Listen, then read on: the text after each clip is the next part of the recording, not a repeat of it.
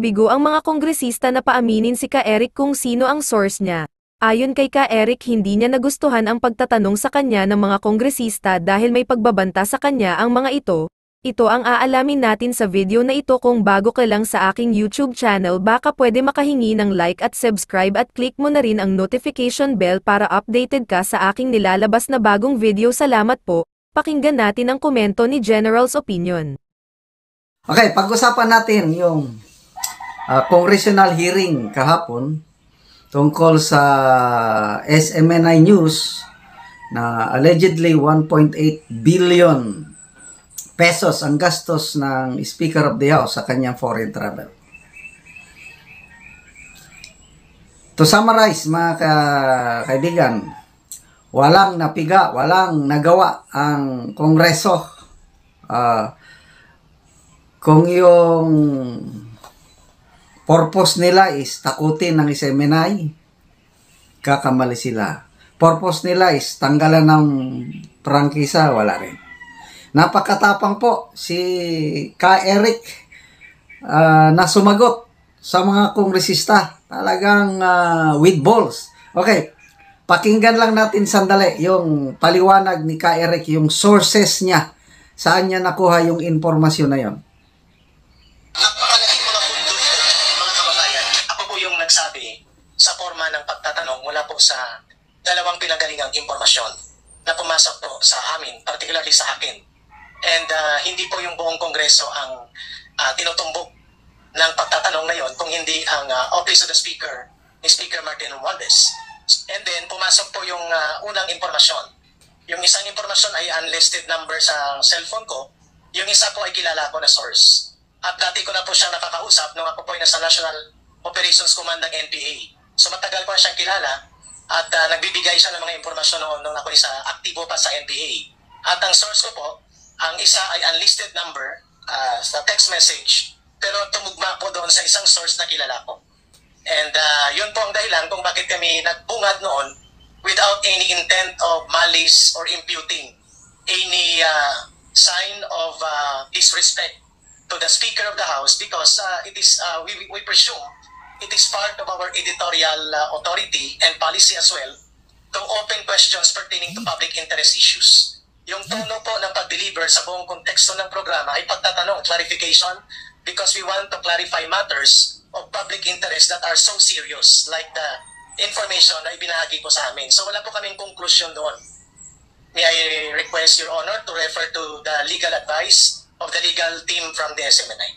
I don't think, Mr. Chair, I have to refer to the legal counsel. Kayo po ang tinatanong ko, Ka Eric. Sino po ba ang source ninyo? Remember that you're under oath. Yes. And under... Okay, so yun po. Very confident po si Ka Eric na, and I agree with him. Yung pagbahagi nila sa balita na yun, nagtatanong. Hindi naman sila conclusive na ganito, tapos binanatan na nila ang Speaker of the House, pinasama. Hindi naman, nagtatanong lang. Masama ba yung magtanong? Okay? So, yun na. With that answer ni Ka Eric, wala na. Surrender ng mga kongresista. Ang next na punto na nila yung source. Gusto nilang malaman sino yung source. Eh ako, kung ako si Ka Eric, ikulong nyo na lang ako. Kasi, delikado ang buhay na eh. Example, yung source is empleyado ng Congress. Tapos sasabihin, eh di, si Santis ya. Kaya, yun na yung labanan, yung pagbubulgar sa mga sources. Anyway, so yun. Tingin ko, lalong sumikat ang SMNI. Lalong manonood ang mga tao sa SMNI. Nag-iisa na lang yung SMNI na hindi naman lumalaban sa gobyerno. Nagbo-voice out lang. May mainstream media ba yan na nagsasabi tungkol sa foreign travel ng wala. Kasi yung mga sources o yung mga puting ahas, sabihin na rin natin puting ahas, concerned sila. Nalalaman nila yung mga, kasi nandyan sila sa loob, ipinapasa sa mga tao, kagaya ni Ka Eric sa SMNI na hindi takot magsiwalat sa katotohanan. So, saludo. May salute to SMNI. Ipagpatuloy nyo lang yan. Next, yung plano ng administrasyong ito na tanggalan ng prangkisa ang SMNI. Wala silang sapat na dahilan. Okay?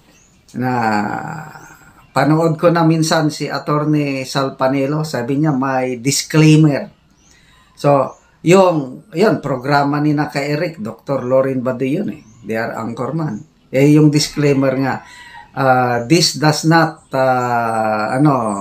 hindi yun ang patakaran o hindi yun ang ng management ng So, separate ang management ng SMNI, separate ang opinion o yung mga binibitawang katagan ni na Ka Eric. So, ligtas ang SMNI. Okay, sa programa o vlog ni Atty. Roque sa Spokes Hour, napakaganda yung paliwanag din niya na may marami ng desisyon ang Korte Suprema na yung malayang pamamahayag, freedom of expression is above all. Yun po ang fundamental principle of democracy na hindi dapat supilin. So, yung SMNI, yung sina Ka Eric, nagtatanong lang, it's a public debate. Bakit sila masaktan? Kung nasaktan sila, di patunayan nila na wala silang itinatago. Ang ipinapakita lang is statement o certification lang ng Secretary General ng Kamara na walang ganong gastos. Maniwala ba tayo dun? Hindi naman bobo ang mga Pilipino. Congressman Suarez, ito yung na maimbestiga ng SMNI. Pinapakita niya yung certification ng Secretary General. Kung ang ipakita ninyo is COA audit report na mali nga yung report ng SMNI, maniwala pa kami. Self-serving yung certification ng Secretary General, di ba? So, freedom of expression, freedom of the press, media, gustong supilin ng mga kongresista. Hindi magsilbi yan. Ano ba, yung paliwanag ni Atty. Roque? Granting na isusulong ng mga kongresista na makancel ang prangkisa, dapat dadaan pa yan sa Senado. Ano sa tingin nyo? Papayag ba ang mga senador na ma-cancel ang franchise ng SMNI? According to Atty. Roque, hindi papasa. Ako rin. Maraming kaalyado ng Duterte sa Senado. Ano ba? Yung pinaliwanag na Atty. Roque, yung ABS-CBN. Ibang bagay yun dahil nag-expire na ang prangkisa ng ABS-CBN, hindi nila na-renew. Tapos may mga violations. Di wala na. Goodbye, ABS-CBN. Ang SMNI, hindi pa po nag-expire. Okay? Active pa. Kaya, walang dahilan para ma-cancel nila na. Okay, may isa pa akong napanood na vlog ni Atty. Claire Castro. Galing, paliwanag ni Atty. Claire Castro. Ang inaano niya doon is parang revenge ng mga kongresista ito sa SMNI. Dahil dyan lang sa SMNI, nagsasalita si former President Duterte na nambabatikos sa mga kongresista. So, ito ngayon, ilang restback para patigilan na nilang SMNI, wala nang platform ni PRRD para magsalita. So, lahat ito nagpapakita lang ng tunay na color, tunay na pagkatao ng mga kongresista na masasabi nating parang balat sibuyas.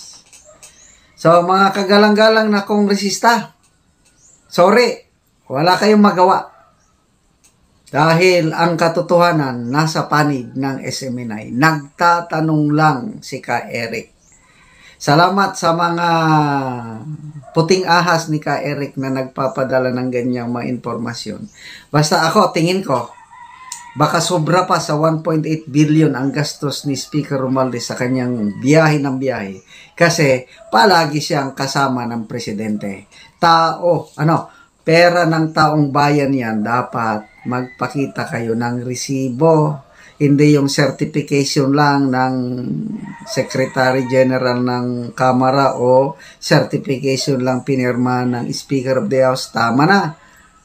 Di kami papayag yan, pera namin yan. Kaya mga kongresista, hindi namin kayo tatantanan.